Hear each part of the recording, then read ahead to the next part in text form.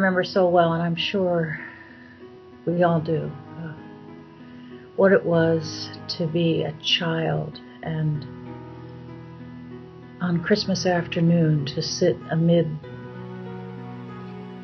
the ruins of the day and just be in despair at how long it was going to be until the next Christmas. It just, a year was endless, and a summer was endless too. That long time. And it seems to me now that I spent hours, if not days, just lying on my back on the grass looking up at the trees and the sky through the leaves like lace. Time was so slow. Sometimes it made me impatient and sometimes it delighted me, but it was never other than that. And when I held my first child in my arms for the first time and thought about the forever nature of our time together, I just thought that time just was going to spread out to the end. Just long time I would have her, but no, it's a short time. Before you know it, they are much interested in their friends than in you, and then they're gone. They're out of the house, and seeing them is now a treat instead of a daily reality. And your bathroom stays clean, and you wonder how could that have been such a long time when it felt so short, when I thought it was going to be so short. Oh my goodness, how long ago things are. I remember when the Second World War was fresh. It was recent. We still had the window shades up. And now it's so long ago. Pretty soon, its veterans are all going to be gone. A couple of thousand of them die every day, I bet.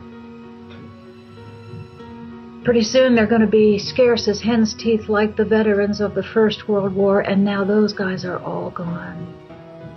It doesn't take long. Life is so short. Even if you're, a little old lady in France who was 114 or something when she died. Remember her? She died a few years ago.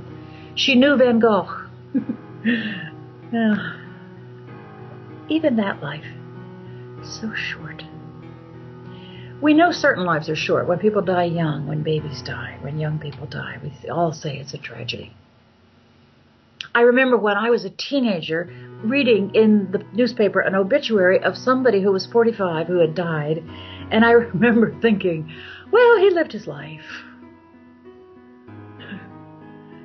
And now when my father died, and that's now 15 years ago, he was 84, I remember telling everybody what a grand old age that was. What a grand old age he had reached. And now 84, my husband's 85.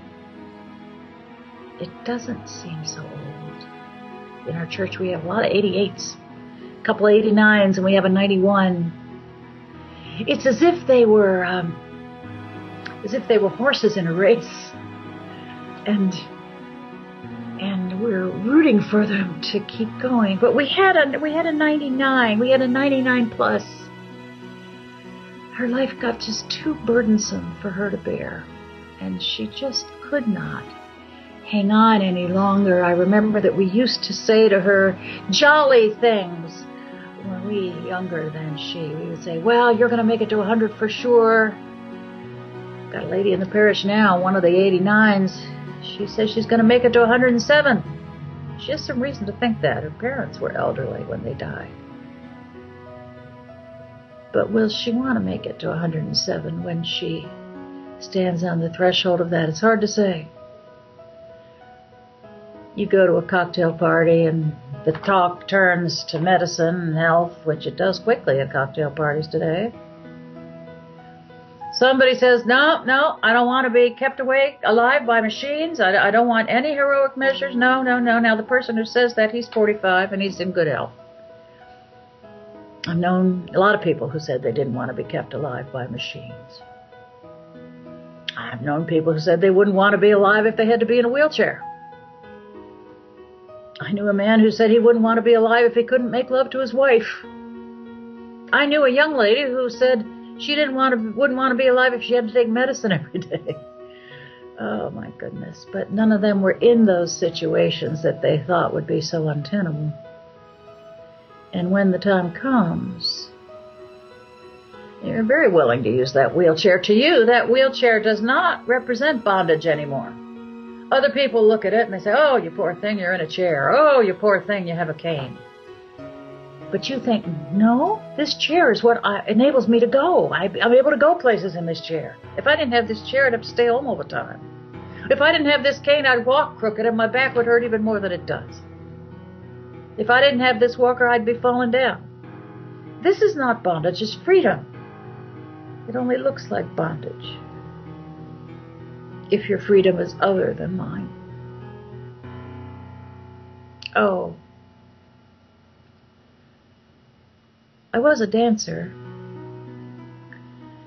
I could do amazing things. I am tall and apt to be ungraceful, and being a dancer helped me not be awkward in my movements. And I was limber. Oh, I could put my leg up, right up against my ear. I could fall to the floor in a split. My grandchildren used to make me show off that last one, the split. My grandmother can do a split, they would say. And I would have to demonstrate that. And I could get down there, absolutely, I could. Can I now? I don't know. I could try. But there is a stiffness, a strange stiffness in my limbs. In the old days, what you do is you work out slowly, and you will lose that stiffness, and you will limber up, and then you'll go right down. I knew an elderly nun once. She's now close to 100 herself, and when she was 80, she'd always been able to touch her toes. Not her toes, the ground. So when she was 80, she decided she'd show off to the other sisters, and she got down, but then she had to go to the hospital because she couldn't get back up. I can touch my toes. I can touch the ground with straight legs. I might try a split, but only if somebody else is home.